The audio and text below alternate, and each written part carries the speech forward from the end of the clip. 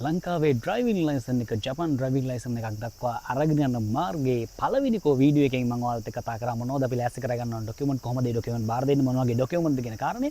ඉතින් දැන් දෙවෙනි වීඩියෝ එකෙන් මම ඔයාලට කියලා දෙන්න ලෑස්ති ඩොකියුමන්ට් බාර දුන්නාට පස්සේ ඒ ප්‍රොසෙස් එකකින් පස්සේ ඊළඟට මොකක්ද වෙන්නේ ඊළඟට මොනවද කරන්නේ සහ ප්‍රශ්න පත්‍රයේ මොන වගේද මොන වගේ ප්‍රශ්නද තියෙන කියන කාරණේ පිළිබඳව. එහෙනම් අපි යමු දෙවෙනි වීඩියෝ එකට.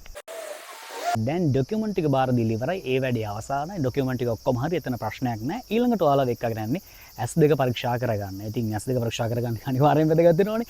ඉතින් මේ S පරීක්ෂාව ගැන කතා කරද්දී මෙයාලා S පරීක්ෂා කරන මැෂින් එකේ තියෙන්නේ හරියට C අකුරක් වගේ.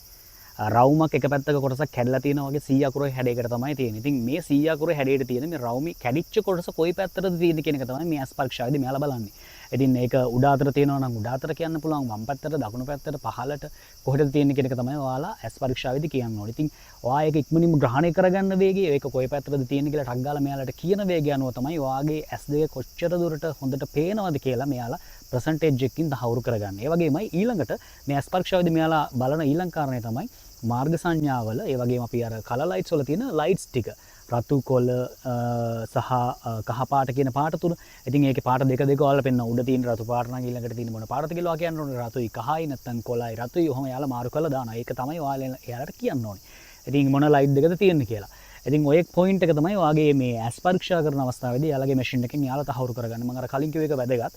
මොකද ඔයා ඉක්මනින්ම හඳුනා ගන්න ඕනේ මේ C අකුර හැඩයට තියෙන රවුමේ කැඩිච්ච කොටස කොයි පැත්තටද තියෙන්නේ කියලා. ඒක කොයි පැත්තටද තියෙන්නේ කියලා තහවුරු කළා ඉක්මනින්ම යාලට ප්‍රතිචාර දක්වන විදිහට තමයි ඔයාගේ ඇස් පෙනීම කොච්චර දුරට සාර්ථකද කොච්චර දුරට පේනවද කියලා ප්‍රසන්ටේජ් එකකින් යාලා දාන සමහර 70ක් 80ක් 192ක් 195ක් මේ වගේ ප්‍රසන්ටේජ් එකක් යාලා දාන්න පුළුවන්. දැන් තමයි හොඳ මේක S2 පරීක්ෂා කරගත්තාට පස්සේ තමයි මෙතන තියෙන ලොකුම වැඩේ. ඒ කියන්නේ ප්‍රශ්න පත්‍රයට මුහුණ දෙන එක. ලිඛිත ප්‍රශ්න පත්‍රයට මුහුණ දෙන එක. ඉදිරි බලපත්‍රය මාරු කර ගැනීමේදී ප්‍රශ්න 50කට අනිවාර්යයෙන්ම ලියන්න වෙනවා. ඒකේ භයානක තත්ත්වය තමයි ප්‍රශ්න 50න් ප්‍රශ්න 45ක්ම ඔබ හරියන්න ඕනේ. 44ක් වුණොත් ඔබ ෆේල්, 45 වුණොත් ඔබ පාස්, 46 වුණොත් පාස්. ඒ නිසා අනිවාර්යයෙන්ම මතක තියාගන්න 45 හෝ ඊට වැඩි ප්‍රතිශතයක් ප්‍රශ්න ප්‍රමාණයක් හරියන්න ඕනේ. පැය භාගයක් ඇතුළත විනාඩි 30ක් ඇතුළත මේ ප්‍රශ්න 50ට මුහුණ දෙන්න ඕනේ කියන එකත් ඔබ මතක තියාගන්න ඕනේ. ඉතින් අමාරු නෑ මේකේ හරි වැරදි තමයි ඔබට සටහන් කරන්න තියෙන්නේ. වැඩිපුරම මෙයාලා සාකච්ඡා කරන ප්‍රශ්න තමයි මාර්ග නීති.